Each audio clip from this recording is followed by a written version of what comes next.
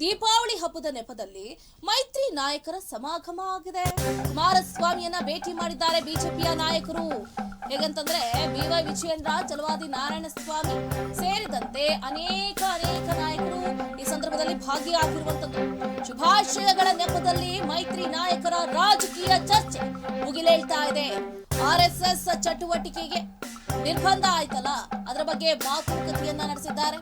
ಕೆಲ ಜಿಲ್ಲೆಗಳ DCC bank ಅಧ್ಯಕ್ಷ, ಉಪಾಧ್ಯಕ್ಷ ಕೂಡ ಚುನಾವಣೆ ನಡೀಬೇಕಾಗಿದೆಯಲ್ಲ, ಅದರ ಬಗ್ಗೆಯೂ ಕೂಡ ಚರ್ಚೆ ನಡೆದಿದೆ ಎನ್ನಲಾಗ್ತಾ ಇದೆ.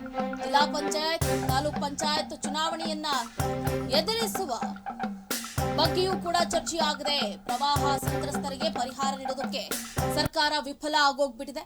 ಸರ್ಕಾರದ ವಿರುದ್ಧ ಒಗ್ಗಟ್ಟಿನ ಹೋರಾಟಕ್ಕೆ ನಾಯಕರು ಈಗಾಗಲೇ ಒಂದು ಕಡೆ ಮಾತುಕತೆಯನ್ನು ಎಲ್ಲ ರೀತಿಯಾದಂತಹ ಸಿದ್ಧತೆಗಳನ್ನ ನಡೆಸ್ತಾ ಇದ್ದಾರೆ. ಯಾಕಂದ್ರೆ ಮುಂಬರುವಂತಹ ಸ್ಥಳೀಯ ಚುನಾವಣೆಗಳಲ್ಲಿ ಯಾವ ರೀತಿ ಎದುರಿಸಬೇಕು, ಯಾವ ರೀತಿ ಕಾರ್ಯತಂತ್ರವನ್ನ ರೂಪಿಸಬೇಕು, ಯಾವ ರೀತಿ ಕ್ಯಾಂಪೇನ್ ಮಾಡಬೇಕು ಅನ್ನುವಂತಹ ಚರ್ಚೆಯನ್ನ ಕೂಡ ಮಾಡಲಾಗ್ತಾ ಇದೆ. ಹೇಗಾದ್ರೂ ಮಾಡಿ ಶತಾಯಗತಾಯವಾಗಿ ಗೆಲ್ಲಲೇಬೇಕು ಅನ್ನುವಂತಹ ಪಣ ತೊಟ್ಟುಬಿಟ್ಟಿದ್ದಾರೆ. ಸೊ ಹಾಗಾಗಿ ಮೈತ್ರಿ ನಾಯಕರ ಒಟ್ಟಿಗೆ ಇವತ್ತು ಚರ್ಚೆ ಮಾಡಿದ್ದಾರೆ. ಸೊ ಗಮನಿಸ್ತಾ ಇದೀವಿ, ಬಿವೈ ವಿಜಯೇಂದ್ರ ಆಗಿರ್ಬೋದು, ಚಲವಾದಿ ನಾರಾಯಣಸ್ವಾಮಿ ಅವರು ಕೂಡ ಭೇಟಿ ಮಾಡಿದ್ದಾರೆ. ಅಂದ್ರೆ ಒಂದು ವಿಶ್ ಮಾಡುವಂತಹ ನೆಪ ಅಷ್ಟೇ.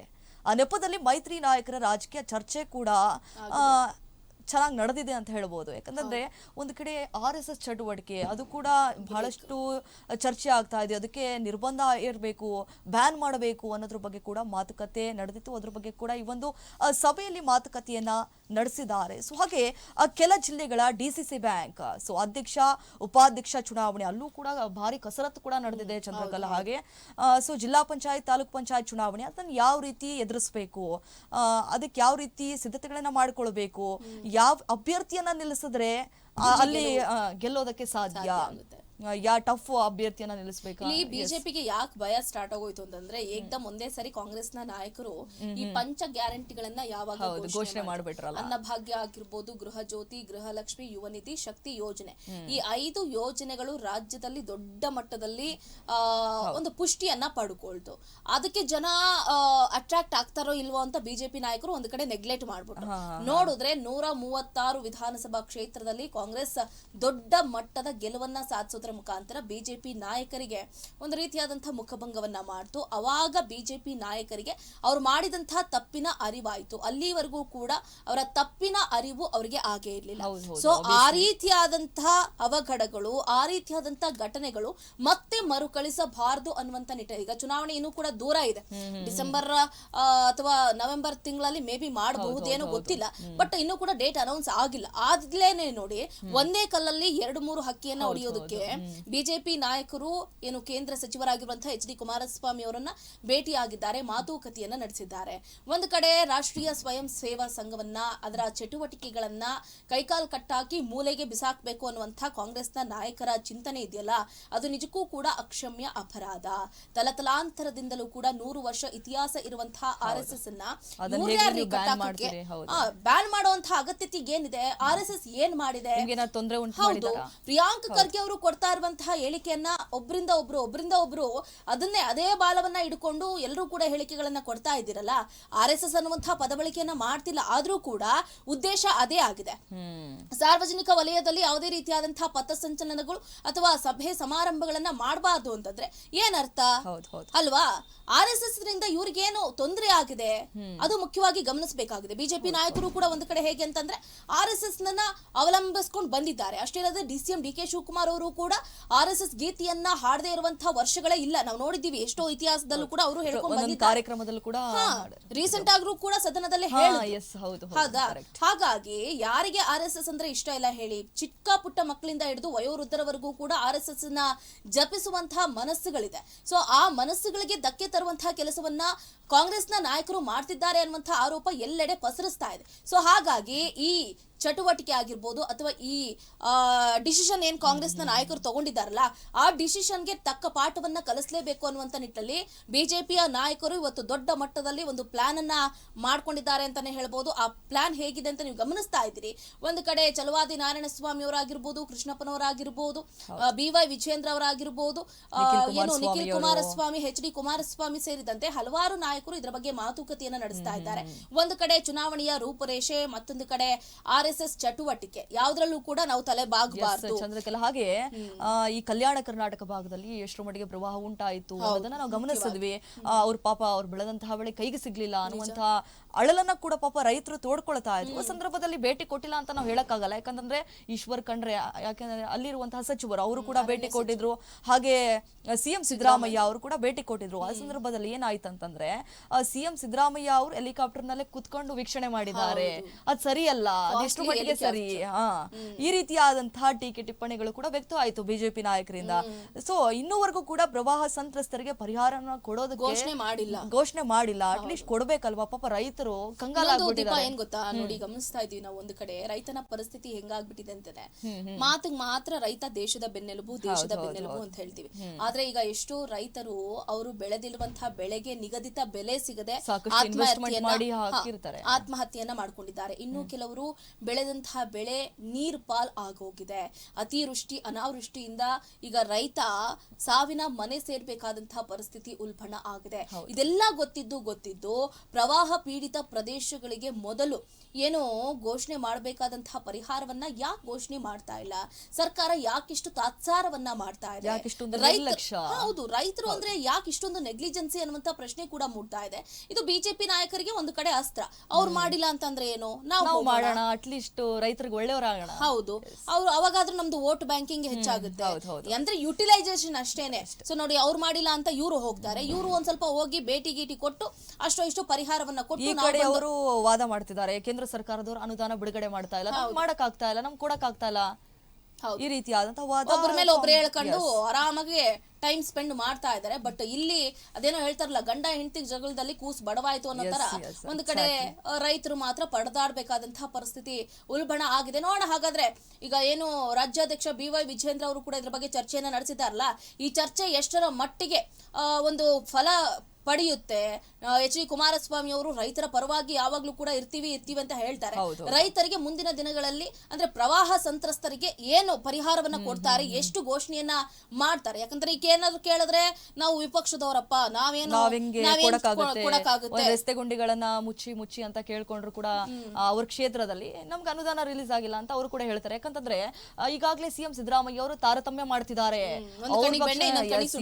ಅವ್ರ ಪಕ್ಷದಲ್ಲಿರುವಂತಹ ಶಾಸಕರಿಗೆ ಒಂದು ಅನುದಾನ ಬಿಡುಗಡೆ ಮಾಡಿದ್ದಾರೆ, ಬಿಜೆಪಿ ಪಕ್ಷದಲ್ಲಿರುವಂತಹ ಶಾಸಕರಿಗೆ ಅವ್ರಿಗೆ ಒಂದು ಬಿಡುಗಡೆ ಮಾಡಿದ್ದಾರೆ ಹಣವನ್ನ ಅಂತ ಹೇಳಿ ಈ ರೀತಿಯಾದಂತಹ ವಾದ ವಿವಾದಗಳು ಬರೀ ಅದೇ ಆಗ್ತಾ ಇರುವಂತದ್ದು. ಹಾಗಾದ್ರೆ ಏನಾಗುತ್ತೆ ಏನೋ, BY ವಿಜೇಂದ್ರ ಅವರು ಕೂಡ ಈಗಾಗಲೇ ಒಂದು ಕಡೆ ಗಟ್ಟಿ ನಿರ್ಧಾರವನ್ನ ಮಾಡ್ಬಿಟ್ಟಿದ್ದಾರೆ. ಕಾಂಗ್ರೆಸ್ಗೆ ಮಸಿ ಬಳಿಯುವಂತಹ ಕೆಲಸವನ್ನು ಕೂಡ ಮಾಡ್ಲೇಬೇಕು ಅಂತ ಅನ್ಕೊಂಡಿದ್ದಾರೆ. ನೋಡ, ಒಗ್ಗಟ್ಟಿನ ಮತಮಂತ್ರ ಎಷ್ಟರ ಮಟ್ಟಿಗೆ ವರ್ಕೌಟ್ ಆಗುತ್ತೆ ಅಂತ. ನೋಡಿ, ಕೇಂದ್ರ ಸಚಿವ H.D. ಕುಮಾರಸ್ವಾಮಿ ಭೇಟಿ ಹಿಂದೆ ಮೈತ್ರಿ ಪಾಲಿಟಿಕ್ಸ್ ಇದೆಯಾ? ಹಾಗಾದ್ರೆ ಸಭೆಯಲ್ಲಿ ಉಭಯ ಪಕ್ಷಗಳ ನಾಯಕರಿಂದ ಮಹತ್ವದ ತೀರ್ಮಾನ ಆಗಿದೆ. ಇವತ್ತು ಸಭೆ ಆಯ್ತು, ಆ ಸಭೆಯಲ್ಲಿ ಸಾಕಷ್ಟು ಚರ್ಚೆ ಆಗಿದೆ. ಸೊ ಬಿಜೆಪಿ ಮತ್ತು JDS ಸಮನ್ವಯ ಸಮಿತಿ ರಚನೆಗೆ ನಿರ್ಧಾರ ಮಾಡಿದ್ದಾರೆ. ಎರಡೂ ಪಕ್ಷಗಳ ಪ್ರಮುಖ ನಾಯಕರನ್ನ ಒಳಗೊಂಡಂತಹ ಸಮಿತಿ ರಚನೆ ಇದು. ಸಮನ್ವಯ ಸಮಿತಿ ರಚನೆಗೆ H.D. ಕುಮಾರಸ್ವಾಮಿಯಿಂದಲೂ ಕೂಡ ಸಹಮತ ಸಿಕ್ಕಿದೆ. ಇನ್ನು ಅವರು ಕೂಡ ಡೌಟ್ ಅಲ್ಲೇ ಇದ್ರು, ವೆದರ್ ನಾವು ಬಿಜೆಪಿ ಮತ್ತು JDS ಸಮನ್ವಯ ಸಮಿತಿ ರಚನೆ ಮಾಡೋಣ ಬೇಡ ಅನ್ನುವಂತಹ ಗೊಂದಲ ಇತ್ತು ಅವರಲ್ಲಿ. ಈಗ ಫೈನಲಿ ಹೇಳ್ಬಿಟ್ರು, ಓಕೆ ನಮ್ಮ ಸಹಮತ ಇದೆ ಅಂತ ಹೇಳಿ ಈ ಒಂದು ಸಭೆಯಲ್ಲಿ. ಮುಂದೆ ಏನಾಗುತ್ತೆ, ಯಾವ ರೀತಿ ಇದಕ್ಕೆ ಬೇಕಾದಂತಹ ರಣತಂತ್ರವನ್ನ ಹೆಣೆಯಲಾಗತ್ತೆ, ಸೊ ಅನ್ನೋದನ್ನ ಕಾದ್ ನೋಡ್ಬೇಕಾಗಿದೆ. ಯಾಕಂತಂದ್ರೆ ಇವತ್ತು ಸಾಕಷ್ಟು ವಿಚಾರಗಳ ಬಗ್ಗೆ ಚರ್ಚೆ ಆಗಿದೆ ಒಂದು ಮೀಟಿಂಗ್ ಅಲ್ಲಿ. ಹೌದು, ಒಂದ್ ಕಡೆ H.D. ಕುಮಾರಸ್ವಾಮಿ ಅವರು ಈಗ ಸದ್ಯಕ್ಕೆ ಬಿಸಿ, ಏನ್ ಮಾಡಿದ್ರು ಕೂಡ ಕೈಗೆ ಸಿಗಂಗೆ ಕಾಣಿಸ್ತಾ ಇಲ್ಲ. ಸೊ ಹಾಗಾಗಿ ಈಗ H.D. ಕುಮಾರಸ್ವಾಮಿ ಅವರು ಒಂದಷ್ಟು ಪ್ಲಾನ್ಸ್ ಗಳನ್ನ ಹಾಕೊಂಡಿದ್ದಾರೆ. ಈಗ ನೋಡಿ, ಕೇವಲ H.D. ಕುಮಾರಸ್ವಾಮಿ ಅವರ ರಾಜಕೀಯ ಭವಿಷ್ಯವನ್ನ ಗಮನಿಸೋ ಹಾಗಿಲ್ಲ, ಅಲ್ಲೇ ಇರುವಂತಹ ಪುತ್ರ ಏನಿದಾರಲ್ಲ ನಿಖಿಲ್ ಕುಮಾರಸ್ವಾಮಿ ಅವರ ರಾಜಕೀಯ ಭವಿಷ್ಯವನ್ನು ಕೂಡ ಗಮನಿಸಲೇಬೇಕಾಗಿದೆ. ಸೊ ಈಗಾಗಲೇ ಸತತ 3 ಬಾರಿ ಸೋತಿರುವಂತಹ ನಿಖಿಲ್ ಲೋಕಸಭೆ ಎಲೆಕ್ಷನ್ ಸಂದರ್ಭದಲ್ಲಿ, ಹೌದು 3 ಬಾರಿ ಸೋತಿರುವಂತಹ ನಿಖಿಲ್ ಕುಮಾರಸ್ವಾಮಿ ಅವರಿಗೆ ಒಂದು ಗೂಡನ್ನ ಕಟ್ಕೊಡ್ಬೇಕು, ರಾಜಕೀಯದಲ್ಲಿ ಅವರಿಗೆ ಒಂದು ಉನ್ನತ ಸ್ಥಾನಮಾನ ಕಟ್ಕೊಡ್ಬೇಕು ಅನ್ನುವಂತ ನಿಟ್ಟಿನಲ್ಲಿ ಸಾಕಷ್ಟು ಪ್ರಯತ್ನವನ್ನ ಮಾಜಿ ಪ್ರಧಾನಿಗಳಾಗಿರುವಂತಹ ಏನು ದೇವೇಗೌಡರಾಗಿರ್ಬೋದು ಅಥವಾ ಮಾಜಿ CM H.D. ಕುಮಾರಸ್ವಾಮಿ ಅವರಾಗಿರ್ಬೋದು ಬಹಳ ದೊಡ್ಡ ಮಟ್ಟದಲ್ಲಿ ತಂತ್ರಗಾರಿಕೆಯನ್ನ ರೂಪಿಸ್ತಾ ಇದ್ದಾರೆ. ನೋಡಿ, ಈಗ ಒಂದು ಕಡೆ ಕೇಂದ್ರ ಸಚಿವರಾಗಿದ್ದಾರೆ, ಅವ್ರು ಏನ್ ಮಾಡಿದ್ರು ಕೂಡ ಒಂದು ಕಡೆ ಕೆಲಸ ಕುಲಾಯಿಸುತ್ತೆ. ಸೊ ಹಾಗಾಗಿ ಈಗ ಎಚ್ ಡಿ ಕುಮಾರಸ್ವಾಮಿ ಅವರ ಪುತ್ರ ನಿಖಿಲ್ ಕುಮಾರಸ್ವಾಮಿ ಅವರನ್ನ ಮತ್ತಷ್ಟು ಗಟ್ಟಿಗೊಳಿಸಬೇಕು, ಅವ್ರಿಗೂ ಕೂಡ ಒಂದು ರೀತಿಯಾದಂತಹ ಸ್ಥಾನಮಾನವನ್ನ ಕೊಡ್ಲೇಬೇಕು ಅಂತ ಪ್ಲಾನ್ ನಡೀತಾ ಇದೆ. ಸೊ ಹಾಗಾಗಿ ಇವತ್ತಿನ ಸಭೆಯಲ್ಲೂ ಕೂಡ ಅವರಿಗೆ ಯಾವ ಸ್ಥಾನ ಕೊಡಬಹುದು, ಸುಮ್ನೆ ಹಿಂಗೆ ಬಿಟ್ರೆ ಆಗೋದಿಲ್ಲ, ಅವ್ರಿಗೂ ಕೂಡ ಚಾರ್ಮ್ ಇದೆ. ಈಗೀಗ ಇನ್ನು ಪಳಗಿದ್ದಾರೆ ಅವರು, ರಾಜಕೀಯ ಅಂದ್ರೆ ಏನು ಅಂತ ಅವ್ರಿಗೂ ಕೂಡ ಗೊತ್ತಾಗ್ತಾ ಇದೆ. ಸೊ ಹಾಗಾಗಿ ಅವ್ರಿಗೂ ಕೂಡ ಏನಾದ್ರೂ ಉನ್ನತ ಸ್ಥಾನಮಾನವನ್ನ ಕೊಡಬಹುದಂತ ಬಿಜೆಪಿ ನಾಯಕರ ಜೊತೆಯಲ್ಲೂ ಕೂಡ ಒಂದಷ್ಟು ಸಲಹೆ ಸೂಚನೆಯನ್ನ ಪಡ್ಕೊಂಡಿದ್ದಾರೆ ಅನ್ನುವಂಥ ಮಾಹಿತಿ ಕೂಡ ಲಭ್ಯ ಆಗ್ತಾ ಇದೆ.